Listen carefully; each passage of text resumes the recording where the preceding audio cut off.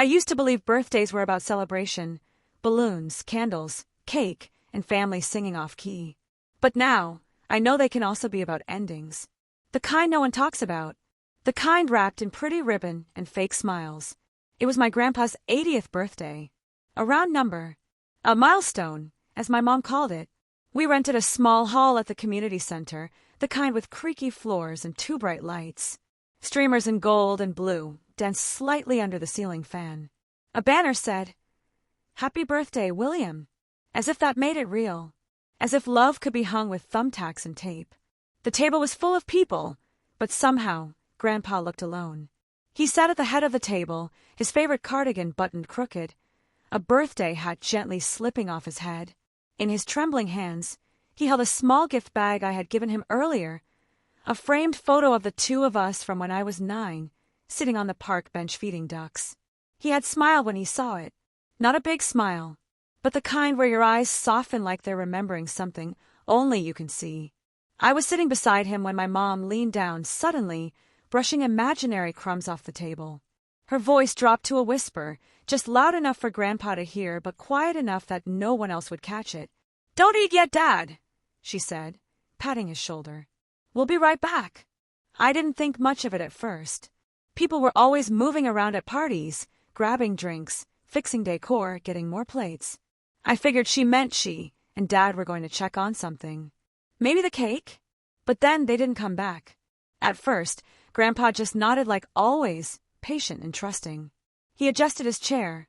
He glanced around. His eyes flickered toward the door, then back to the table, and then the door again.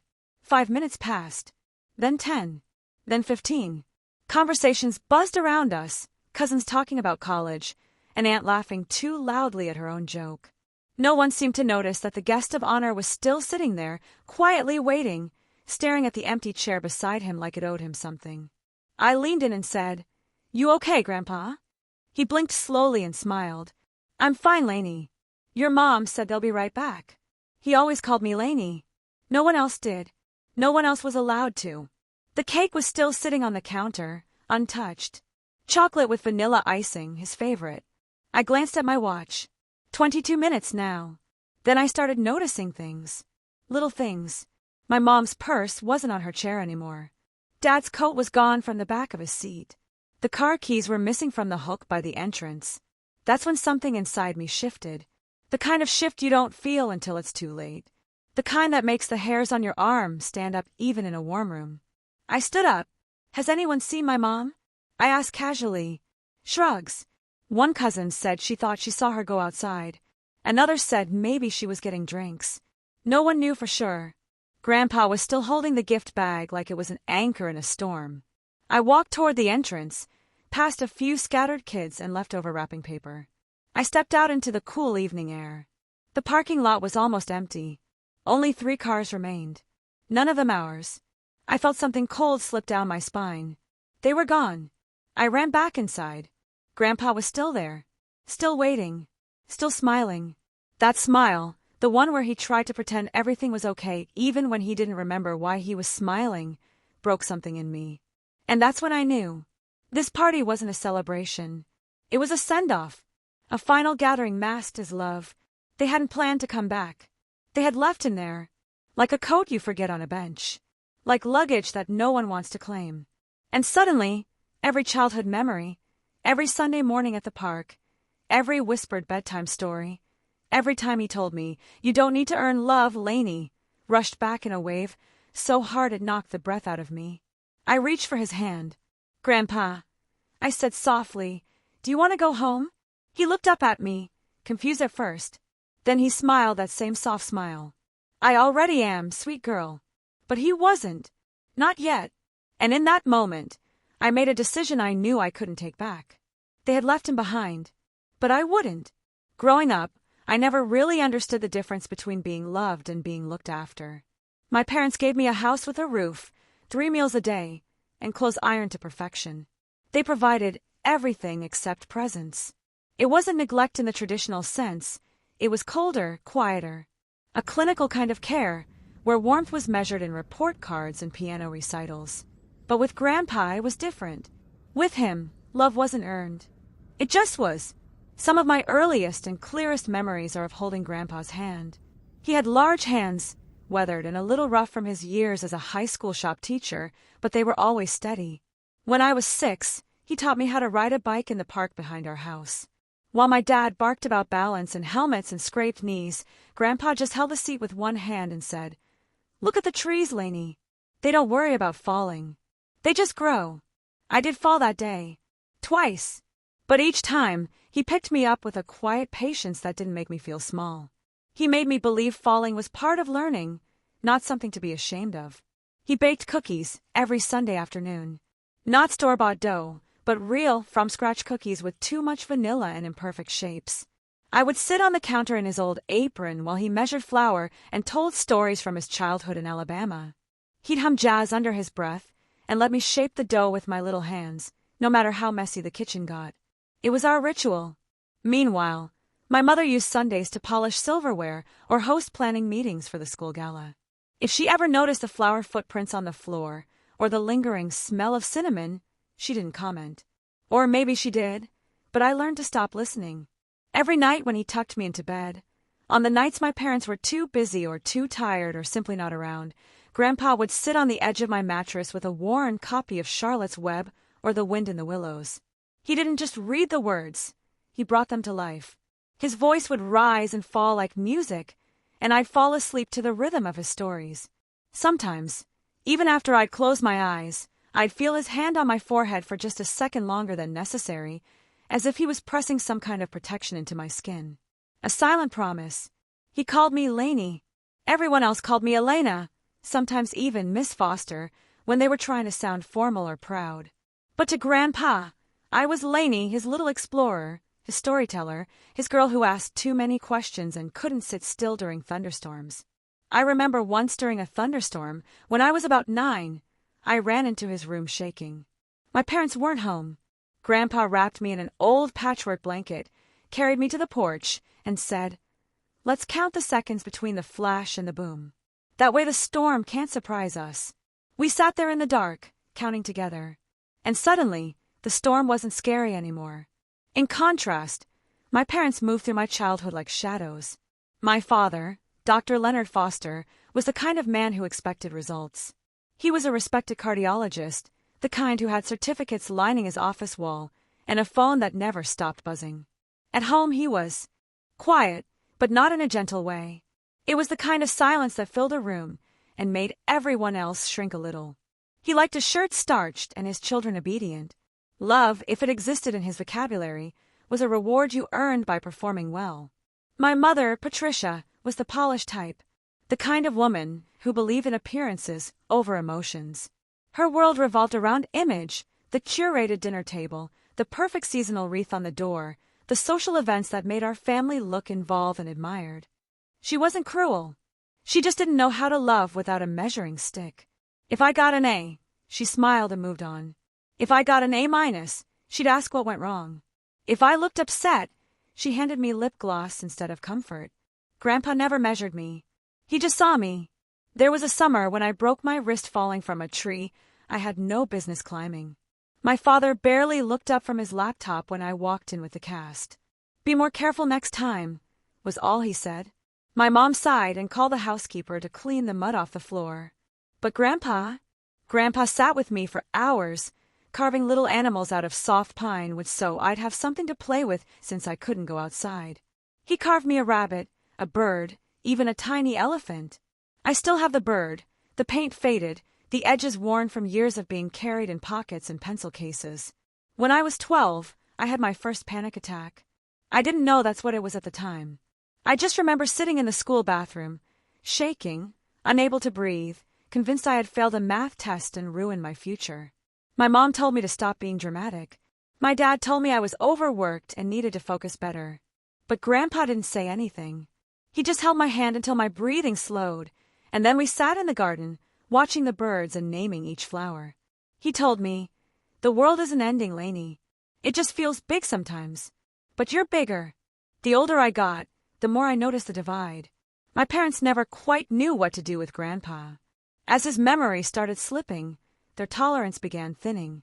At first, it was small things, Annoyed sighs when he asked the same question twice, quiet corrections when he forgot a name. But I noticed. I always noticed. And I started spending more time with him because I realized he saw me more clearly than anyone else in the house. He remembered when I liked strawberry milk over chocolate. He remembered the song I hummed when I was nervous. He remembered that I hated the smell of roses because they reminded me of funerals. Even as his mind started to blur the edges of time and place, he remembered me. I sometimes wondered if that's why I clung to him so tightly, because he was the only one who seemed to know who I was underneath the grades, the posture, the polite smiles. With my parents, I was an achievement. With Grandpa, I was a person. That's why the birthday party hit differently. That's why the whisper shook me. Because if they could forget him, this man who had poured so much quiet, unshakable love into our lives, then who was safe from being discarded. I looked at Grandpa that day and didn't just see an old man at a party. I saw the man who taught me to see beauty in forgotten things. The man who taught me to slow down and notice, to listen, to feel, to care. The man who showed me what love looks like when it doesn't ask for anything in return. And now, the same man was being quietly erased like chalk from a board, and no one was stopping it. But I would, because I remembered everything. Back in the warm glow of the dining room, everything looked perfect on the surface. The cake stood tall, frosted in soft yellows and blues, dotted with little sugar stars. Streamers draped from the ceiling like festive vines, and glasses clinked gently in the background. The room buzzed with polite laughter and conversations about traffic, real estate, and someone's promotion. But beneath it all, something didn't feel right. I sat across the table from Grandpa, who was still waiting, hands folded neatly in his lap, eyes flicking every so often toward the kitchen door, like a child waiting for recess. His plate sat untouched, the candles on his cake long since extinguished. And the chair next to him, empty. The rest of the family had scattered around the room, conveniently keeping themselves too busy to notice the growing silence around him. My Uncle Brad was at the bar, arguing with someone over sports stats. Aunt Linda flipped through photos on her phone, showing her friend pictures of her new backyard renovation. Even my mom, the ever-hosting perfectionist, barely looked in Grandpa's direction unless someone was watching. It hit me like a slow, creeping fog. He wasn't really part of his party. He was the reason for it, yes. The excuse. The decoration. But not the guest of honor. He had become a symbol rather than a person, like a framed photo or a family heirloom placed carefully on display for others to admire but never truly engage with. As I watched, someone even tried to feed him a bite of cake without asking. Just a fork suddenly approaching his mouth, like he wasn't capable of deciding for himself anymore. He flinched slightly and smiled politely, the way he always did when uncomfortable. I felt my stomach tighten. Had it always been this way? Had I just not noticed? Bits of memory started to surface, sharp and uncomfortable. I remembered last Thanksgiving, when Grandpa had sat quietly at the far end of the table, not because there wasn't room, but because no one asked him to move closer. He'd spent most of the evening nodding silently, laughing a beat too late, clearly lost in conversations that rushed past him like traffic. I remembered how Aunt Linda once joked that Grandpa was like a houseplant, low maintenance and always in the corner. Everyone had laughed. I hadn't. Then there was his last doctor's appointment. I'd offered to take him, but my parents insisted they had it covered. Afterward, they told me everything was fine, but Grandpa had looked confused when I asked him how it went. "I'm not sure," he'd said softly. "They talked a lot, but not to me." Now, watching him glance around the room while the party moved on without him, I started to wonder what had changed. Or rather, what hadn't. He was still the same man who once walked me to the library in the rain, who built a birdhouse with me every spring, who remembered my favorite bedtime stories, even when he forgot what day it was. But the way the family treated him, like a fragile antique rather than a living, breathing soul, it told a different story. And I had been complicit in it. Maybe not by action, but by silence. I glanced over at my mom, who was now chatting with a neighbor about retirement plans. She caught my eye briefly and smiled, that tight, practiced smile that didn't quite reach her eyes, and then looked away. And then the question formed in my mind, slow but sharp, why throw this party now? It wasn't a milestone birthday. Grandpa didn't even like parties. He used to say celebrations were just noise unless they meant something. So why now, when he was slowing down, when his memory was faltering, when the family could barely find time for him on normal days? Was this a performance? A final gesture to say, "Look how well we care"? Or worse, was it a goodbye masked in frosting and flowers? The thought lodged in my chest like a stone. Something about all of this felt orchestrated, like a curtain had been drawn over reality, and I was the only one who noticed the cracks forming at the seams. As Grandpa reached slowly for his glass, I saw his hand tremble, not from weakness but hesitation. Like he wasn't sure if he was allowed to drink without permission. That simple motion gutted me more than any loud argument could have. Because I remembered a time when his hands never hesitated. When he carved toy boats with confidence. When he held my handlebars with assurance. When he poured milk into cookie dough without measuring. That man still existed. I knew he did. But somewhere along the line, the world, we started treating him like a burden instead of a blessing. And in doing so, we were slowly erasing him while he was still alive. I suddenly stood up, the chair scraping quietly against the floor. No one noticed. They were too wrapped up in their adult conversations and curated laughter. I walked over to Grandpa, placing a hand gently on his shoulder. He looked up at me, eyes lighting up in a way they hadn't all evening. "You hungry?" I asked softly. He smiled. "I've been waiting." His words carried no bitterness, no sarcasm. Just simple truth. And I realized, more than ever, that this wasn't just about today. It was about everything we had let slide. The birthdays passed over, the phone calls missed, the decisions made without him. The party wasn't the beginning. It was the symptom. But I was done pretending not to see. Something was wrong. And I was going to find out what it was. It started subtly, almost unnoticeably, like the fading of a photograph left in the sun. Grandpa would pause mid-sentence, searching for a word that used to come naturally. He'd walk into a room and stop, eyes scanning the walls as if they held a reason he came in. At first, we all laughed it off, even he did. "I guess my brain's on vacation," he'd chuckle, tapping his temple like it needed a reset button. But over time, the lapses stopped being funny. He forgot the names of neighbors he'd known for decades. He missed a dental appointment he never would have overlooked. Then came the day he confused the oven timer for the phone 3 times in a row. And even then, my parents brushed it aside, chalking it up to just getting older. They started talking about practical steps, the kind that sound thoughtful on paper but feel clinical in real life. "Let's move him downstairs," Dad said one evening, casually over dinner. "Fewer stairs will be safer." Mom nodded in agreement. "And we can clear out the spare room for a caregiver down the line, just in case." Just in case. It was those 3 words that stuck with me. So, piece by piece, Grandpa's world began to shrink. His bedroom, once filled with shelves of books, puzzles, framed photos, and little trinkets from his travels, was slowly reduced to a bed, a lamp, and a single chair. The books were boxed up for donation, the photos relocated to protect them from dust, and the chair? It was the only thing they left that still made him feel at home. The worst part wasn't the space. It was the silence. They stopped asking for his opinion, stopped involving him in family decisions.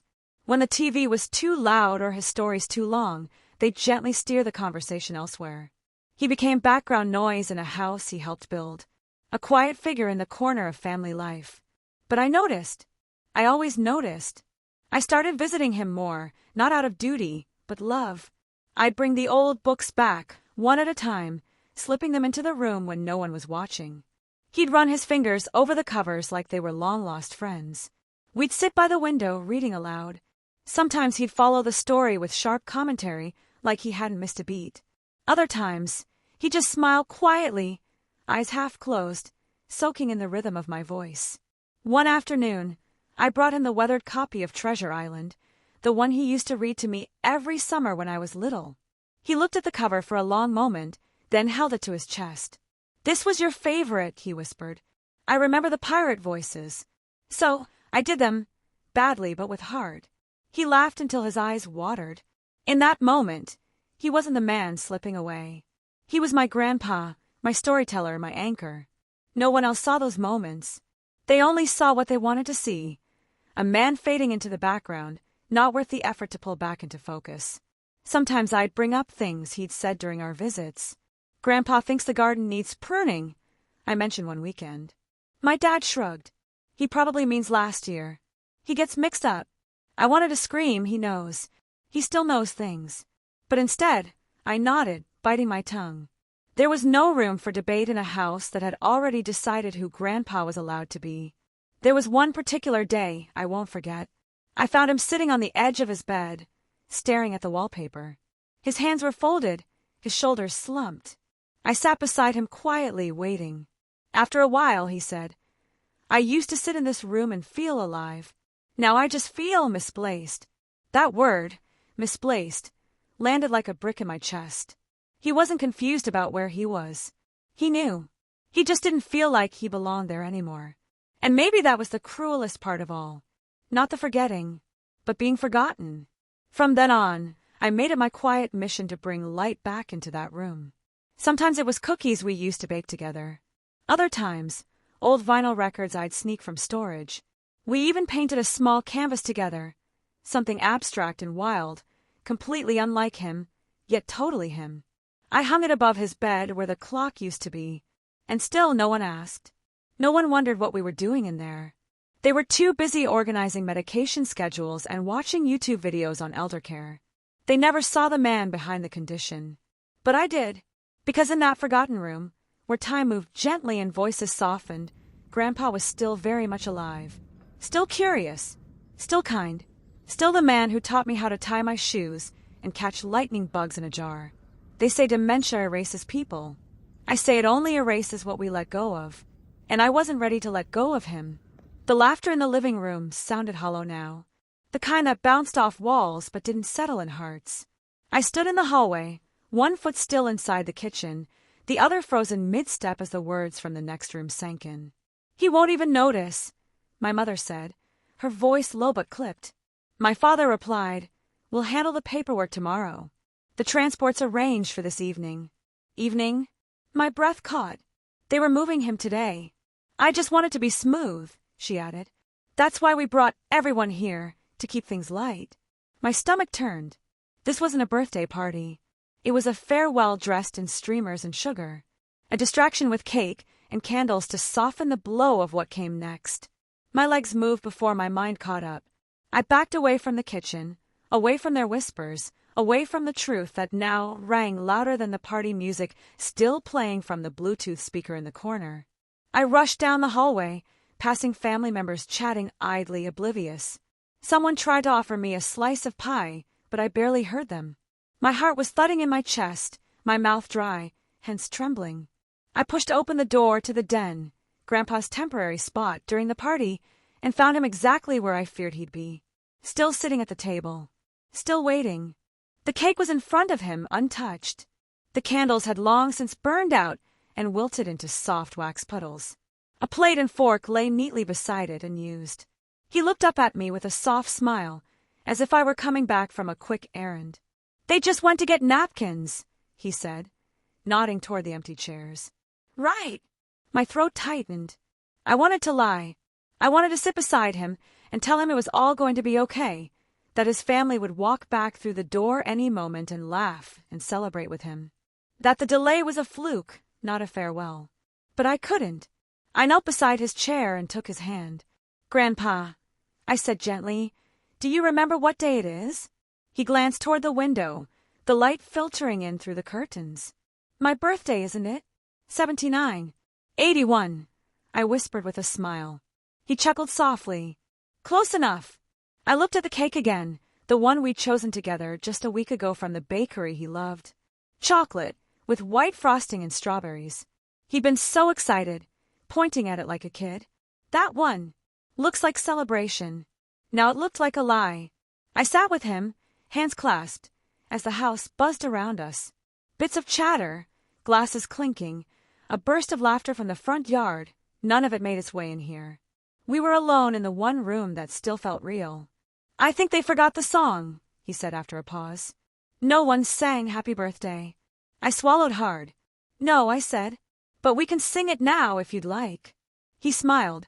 "Would you?" And so, in that quiet room, I sang the birthday song softly just for him. Off-key and choked up, but sincere. His eyes sparkled the way they used to when I brought home drawings from school. He clapped when I finished, genuinely delighted. Then, as if he remembered something just out of reach, he looked at me and asked, "Where's your mother?" I hesitated. "She's around, busy with the guests." He nodded slowly. She always was good at keeping busy. We sat in silence for a while after that. I wanted to stay in this moment forever, to freeze it and protect it from what was coming. But it was coming, and I couldn't stop it. They were going to take him today, move him to some facility, a place with beige walls and routine and strangers calling him by his first name. A place that might meet his physical needs, but would never know him the way we did. Not the way I did. And what hurt most wasn't that they were doing it. It was that they didn't have the courage to tell him. They wanted to slip him away like an old photograph in a drawer, out of sight, out of mind. But he wasn't just a picture. He was a person. My person. I stood up slowly, still holding his hand. "Grandpa, do you trust me?" He looked at me, confused at first, then nodded. "Always. Then I need you to stay with me, okay? Don't go with anyone else unless I'm there." His brow furrowed. "Go where?" I shook my head. "Just promise me." He squeezed my hand. "Okay." Outside the room, the noise grew louder, the fake joy, the clinking glasses, the goodbyes disguised as casual hugs. But in this room, the truth was painfully clear. This wasn't a birthday party. It was a quiet betrayal, a goodbye without the decency of words. But not on my watch. I left Grandpa sitting by the cake, still smiling gently, still waiting for a moment that would never come. But something inside me had changed. The silence I'd swallowed for so long cracked open, and I wasn't going to let it close again. I walked back into the kitchen, no longer afraid of what I might hear. My parents stood near the sink, whispering over a half-poured glass of wine. They looked up when they saw me, their expressions carefully composed, too careful. "We need to talk," I said. My voice was steady, but I could feel the burn rising in my chest. My mom glanced at my dad, then folded her arms. "What is it, sweetheart?" "No more lies. I know what's happening. I heard you earlier about the transport, the care facility. You're sending him away tonight. On his birthday." They froze. My dad was the first to speak. "It's not what you think. We've been planning this for months. It's for his own good. For his good," I repeated, my voice rising. "You threw a fake party and didn't even tell him it's his last night in his own home. You let him sit there, waiting for cake and company, while you orchestrated his disappearance behind closed doors." Mom stepped forward. "We didn't want to upset you. Or him. We thought it was kinder this way. He's not the same anymore. He's still Grandpa," I snapped. "He may forget things, but he still remembers how to laugh. He remembers how I take my tea. He remembered my birthday before any of you did. He still hums the lullaby he sang to me when I was 5. Don't you dare pretend he's already gone." My dad's jaw clenched. "You don't understand the pressure we're under. He wanders off. He forgets to eat. Your mother is exhausted. We can't do this anymore." I stared at them. "Then say that. Say you're tired. Say you're scared. But don't hide it behind this pretty lie of what's best for him. Because this isn't about him. This is about convenience." Mom's eyes glistened. "That's not fair." "Isn't it?" I said, my voice cracking now. "Because he sat there for over an hour, waiting for someone to light his candles. And I had to be the one to tell him no one was coming back. I had to sing him happy birthday alone." The silence that followed was thick and brittle. My mother looked away, blinking fast. My father crossed his arms, retreating into that cold, mechanical place he always went when emotions got messy. "I know he's not who he used to be," I said softer now. "But he's still someone. He's still the man who tucked me in every night, who read me the same story 20 times because I love the way he did the voices. He deserves better than to be shuffled out like expired furniture." Mom wiped a tear from her cheek, but said nothing. Dad stared at the counter, unmoved. I took a deep breath, gathering every ounce of courage I had. "If you're really doing this tonight," I said, "then at least tell him the truth. Look him in the eye and tell him you're done. Don't hide behind party balloons and polite goodbyes." Mom opened her mouth, but couldn't speak. Her lips trembled, then closed again. I stepped back. "I'm going to sit with him," I said. "I'm not leaving him alone tonight." My dad finally looked up. You can't stop this. Maybe not, I said. But I can make sure he doesn't feel abandoned. I turned and walked away, heart pounding, eyes burning. Behind me, I heard a faint sob. My mother, I think, but I didn't turn back. Not this time. When I reached the den, Grandpa was still there, humming softly to himself. The cake was melting slightly now, and the shadows from the window had lengthened. I sat down beside him. "You're not alone," I said. He smiled. "I know." The house had grown quiet. Outside, the last of the party decorations flapped gently in the breeze, forgotten balloons bobbing against the fence like remnants of a performance no one stayed to applaud. Inside, I sat with Grandpa, the hum of his old lullaby still lingering between us. He had stopped asking where everyone went.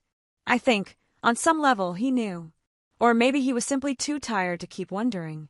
I watched his hands, those familiar hands that once held mine steady on a bicycle, that cracked eggs into Sunday morning pancakes, that fixed broken toy wheels like it was serious engineering. Now they rested gently on his lap, the veins more pronounced, the skin thinner, but still his hands. And then, out of nowhere, a memory returned. Vivid, sharp, like it had been waiting for this exact moment. I was 12. Grandpa and I were sitting under the cherry tree in his backyard. The sun was dipping low, and we had just finished planting marigolds, his favorite. He looked tired that day too, but there was something else in his eyes. Something heavy. "People disappear long before they go," he had said suddenly, watching the dirt under his fingernails. "Not because they die, but because others stop seeing them. Stop listening." I didn't understand then, not really. But I nodded, sensing the seriousness of his tone. He had turned to me and said quietly, "If they ever stop seeing me, promise me you won't." And I promised. I remember placing my small hand on his and saying, "I won't. I swear." And now, sitting here with him, that promise echoed so loudly I could almost hear it in the room. This was the moment he meant. Not some distant day when he'd forget my name completely. Not when he'd need help getting out of bed. This. Right now, on the day when his own family decided he was more burden than blessing. When they celebrated his life, only to use it as cover for erasing him from theirs. I looked at him again. His eyes were closed now, but he wasn't asleep. He was humming, softly, that same tune, like muscle memory carried from his soul. He wasn't gone. He hadn't disappeared, but they had stopped seeing him. And I wouldn't. Something inside me locked into place then, like the clicking of a gear, or a door finally finding its frame. I wasn't going to let this end like some tragic script where love is replaced by logistics and compassion gives way to convenience. I stood up. "Come on, Grandpa," I said softly. He opened his eyes slowly, blinking a little, and smiled. "Are we going somewhere?" "Yes," I said, helping him to his feet. "Somewhere that still sees you." He didn't ask more. Maybe he trusted me. Maybe he was just happy someone stayed. As we stepped through the hallway, I passed my parents' closed door. I didn't stop. Not to argue. Not to plead. I had already made the choice they hadn't. We walked slowly down the porch steps. I grabbed his sweater, the one he loved, the one Mom said made him look too old. He slipped it on without complaint. I helped him into my car, buckling the seatbelt like he used to do for me so long ago. Once we were both seated, I paused for a moment, hands resting on the wheel. I didn't have a concrete plan. I didn't know how long I could take care of him on my own, or what tomorrow would look like. But I knew I wasn't going to let this be his ending. Maybe we'd stay in a hotel for the night. Maybe Aunt Claire in Vermont could help. Maybe I'd move things around, get a job nearby, or call in every favor I had.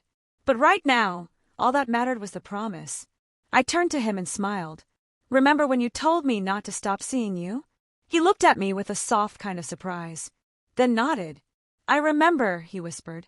"I didn't forget," I said. His smile grew, just enough to crinkle the corners of his eyes. "No," he said gently. "You never have." And with that, we drove into the night. Not away from something, but toward something. Toward dignity. Toward memory. Toward love that refused to vanish. The apartment wasn't big.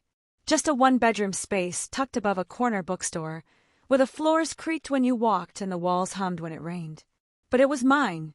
And now it was his too. The first few days were hard, harder than I had expected. I rearranged furniture, moved my writing desk into the kitchen to make room for a bed in the living room. I bought rails for the bathroom, extra pillows for his back, a kettle that whistled just like the one he used to have. It wasn't perfect, but it was warm, familiar, alive. Every morning, I made him oatmeal the way he liked it, plain, with a pinch of cinnamon and a single sugar cube. Some days he'd eat quietly. Some days he'd ask where he was. Once, he asked when his wife would be home. She had passed 15 years ago. And every time, I'd gently answer, never with frustration, never with pity, just love. He forgot a lot. Names, dates, entire conversations. Sometimes, even my name slipped away from him. But whenever I walked into the room, no matter how lost he was in his thoughts, he always smiled. That smile, wide and soft, like sun on an old porch swing, never changed. It was how I knew he still remembered something that mattered. Not the facts of life, not the timeline, but the feeling. He remembered how it felt to be seen, to be valued, to be loved. And in return, he gave me something I hadn't realized I needed, a reminder of what family is supposed to be.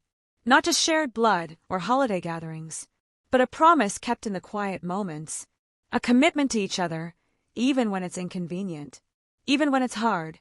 I started to notice the little joys again. The way he chuckled at the old radio shows I played for him at night. The way he tapped his fingers along with the music like he used to do while driving. The way he looked out the window in the afternoons, humming that same lullaby, soft and steady. Some days were clouded. There were moments when he would call me Susan, his sister's name, or ask if we were going home soon. And on those days, I'd just take his hand, press it gently, and say, "We're already there." Because we were. Home isn't a building. It isn't a memory carved in stone or photos pinned to a fridge. It's a space where you are loved, even when you've forgotten why. It's a place where you are still seen, even as pieces of you fade. It's in the scent of cookies you don't remember baking. The sound of a voice that makes you feel safe without knowing why. The warmth of a hand holding yours when the world no longer makes sense. And sitting beside him, watching him rest in a chair that now bore the shape of his frame, I realized this was exactly what he asked for all those years ago, not to be saved, not to be fixed, but simply not to be forgotten. That was the promise, and I kept it. He didn't know it was Tuesday. He didn't remember his last birthday. But when I brought him a slice of his favorite lemon cake one afternoon, he lit up like he was 8 years old again. He took a bite, looked up at me, and said, "This tastes like love." I smiled through tears. It was all he needed to say. In the end, it didn't matter that the memories faded. What mattered was the feeling we kept alive between us. The laughter, the patience, the stories that lived not in words, but in gestures, in care and presence. And when people asked me if it was hard, if I regretted it, if I ever felt trapped, I always answered the same way. No. He forgot the years, but he never forgot how love feels. And I never will.